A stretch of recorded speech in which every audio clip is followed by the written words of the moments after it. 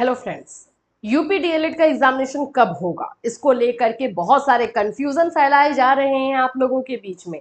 और आप लोग हमें मैसेज करके पूछ रहे हो कि मैम इसको बता दीजिए कि कब होगा। देखो, किसी भी एग्जामिनेशन को लेकर के जो नोटिफिकेशन होता है उसमें सबसे पहला जो काम होता है फॉर्म फिलअप का।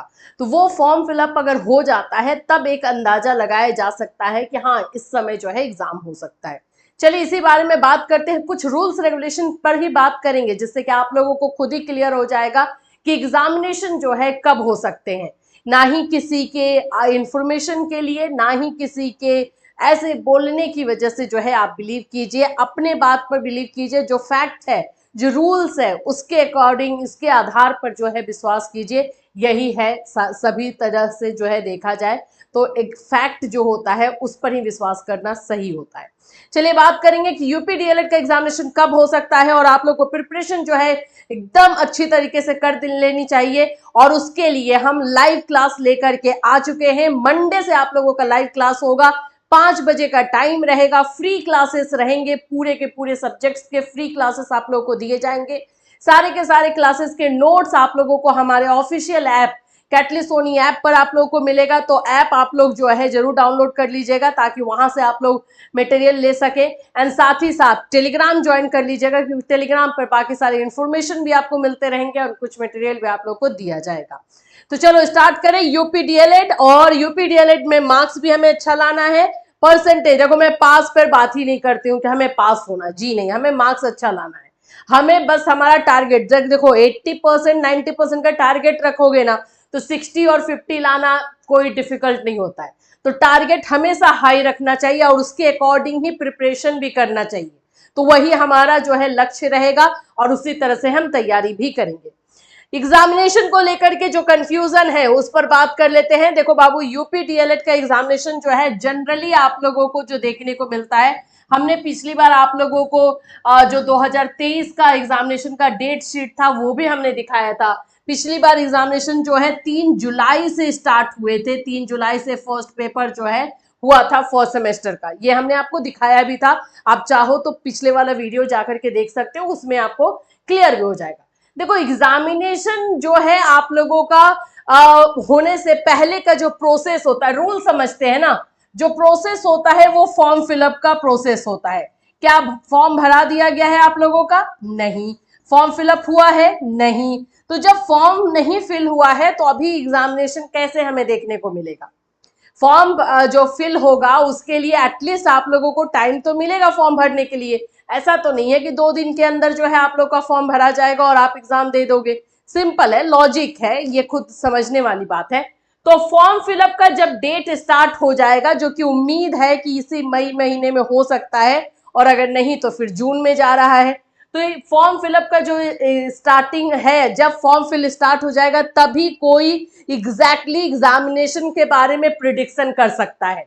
मैं नहीं, आप भी, आप खुद से भी कर सकते हो क्योंकि फॉर्म भराने के 25 दिन के बाद या 30 दिन या 1 महीने के बाद जो है एग्जाम होता है। ये एकदम क्लियर रखिए अपने दिमाग में। अपने दिमाग में रखिए कि आज से अगर फॉर्म आज मान लो कि आज आपका लास्ट डेट है फॉर्म भरने का, तो आज से आपको 25 दिन बाद एग्जामिनेशन अपने दिमाग में फिट कर लेना है। 2-4 दिन ऊपर नीचे होगा लेकिन ये दिमाग में लेकर के चलना है। तो फॉर्म फिलअप अभी स्टार्ट नहीं हुआ है तो अभी कोई भी नहीं बता पाएगा। लेकिन मैं आपको बता दूं एग्जामिनेशन आप लोगों का जुलाई में हुई होने का चांस है, जून में अब चांसेस नहीं है। हमने आप लोगों को पहले ही बताया था कि जैसे जैसे फॉर्म भरने वाला डेट आगे बढ़ते जा रहा है वैसे वैसे आप लोगों का एग्जामिनेशन का डेट ऑटोमेटिक आगे बढ़ेगा। सिंपल है, लॉजिक की बात है, इसमें हम थोड़ी ना कोई ऐसा रॉकेट साइंस या फिर अपने दिमाग से हम बात नहीं कर रहे हैं भाई। आप लोग खुद भी अपने आप लोग इस चीज को जानते हो।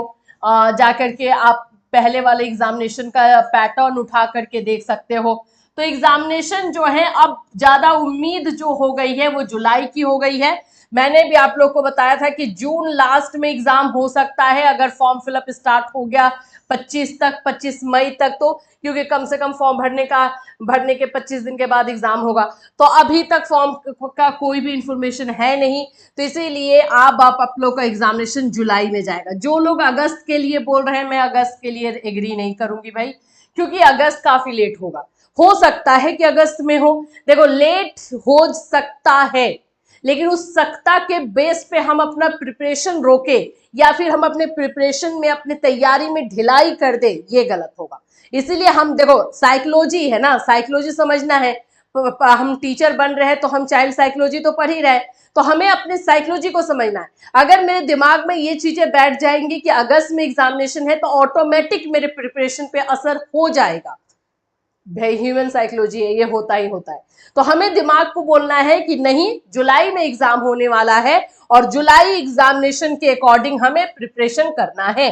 तो अब आप लोगों के पास अगर मैं बोलूं तो 1 महीने का टाइम है या 40-45 दिन का टाइम है। इस 40-45 दिन को अच्छी तरीके से यूटिलाइज कीजिए। बिल्कुल डीएलएड का जो सिलेबस है उसको उसके साथ गो थ्रू होइए, सभी चीजों को अच्छी तरीके से पढ़िए। समझ में नहीं आ रहा है तो हम हैं आपके पास।